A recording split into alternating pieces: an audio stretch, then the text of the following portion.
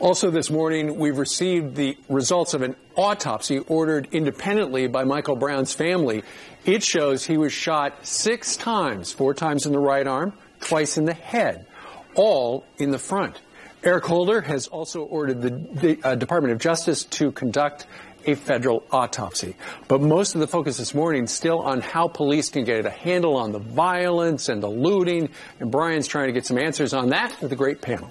This is an incredible panel. That's right. The video of tear gas and rubber bullets scaring many Americans, and actually people over the world are horrified. But is it what police officers need to do, or is it over the top? Is it too much? Here to discuss the militarization, so to speak, of local police forces like this one, some of the country's finest experts, retired NYPD Commissioner Bernie Kerik and retired commander of the Community Policing Unit in Nutley, New Jersey, Steve Rogers, and Bo Dietl needs no introduction. We love having a Fox News contributor here on the network.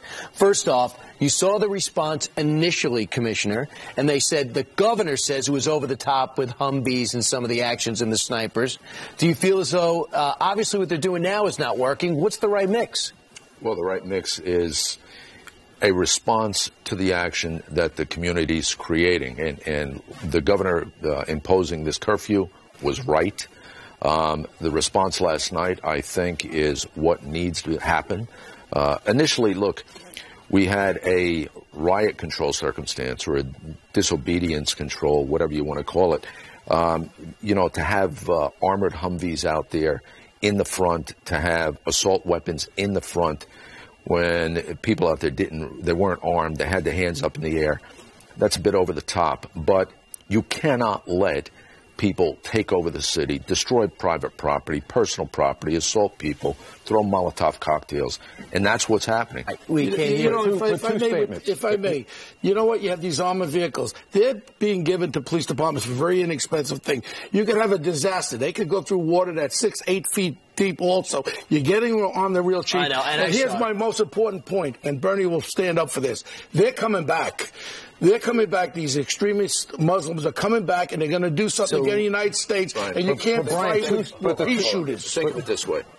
If you had a scene in Connecticut or one of these schools or a theater where you have these terrorist events or attacks on the community, mass assaults and murders, you need those vehicles to respond. But Brian, I'd like to get to the... And also you have a school shooting, too. I mean, you don't know if it's going to be the Columbine thing with multiple... They have to be used prudently. But the 2 points I want to bring out what led up to this.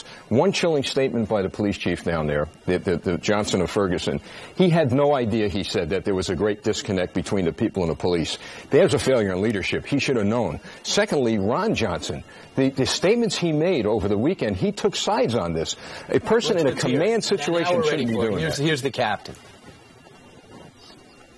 When this is over, I'm going to go in my son's room. My black son. Who wears his pants sagging, wears his hat cocked to the side, got tattoos on his arms. But that's my baby. He also went on to apologize, Commissioner. You know what? Apologize for what? Grand jury hasn't concluded its investigation yet. You know, you have to wait for the evidence. And Ron Johnson, any prosecutor, any cop knows that. Wait for the evidence. You know what? We have a thing called due process. What's happening in Chicago? All our young black kids are being shot.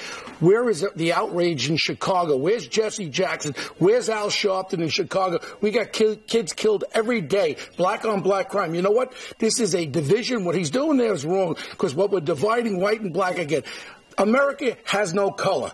It's all one color. We're all Americans. To do something like this before any information has been finalized is wrong. Just maybe the cop was right. Maybe he was getting beat up. We don't know what happened. Also, remember, he got shot in the back. Now it comes up he was shot in the front. When you're in a shootout, you're firing away. You're stopping. You're shooting the torso. You're trying to stop somebody. I don't know how he got hit in the head, but bullets go that way. He was trying to stop this guy. Ron Johnson should be relieved of command down there for this. That's how serious this is. They need someone down there who is unbiased, who's going to take control of the situation and not take sides. sides. What he did was embolden the wrong people. The people of Ferguson are good people. They got good cops. You need somebody to bring everyone together at this point. Listen, we can go for another 2 hours and still leave things undone. But thanks so much for setting the table, putting this weekend's perspective, and we hope no violence tonight. Thanks, guys. Thank you. All right, Ainsley, take it away. All right, thank you, Brian. Investigators want to know, was there something in the water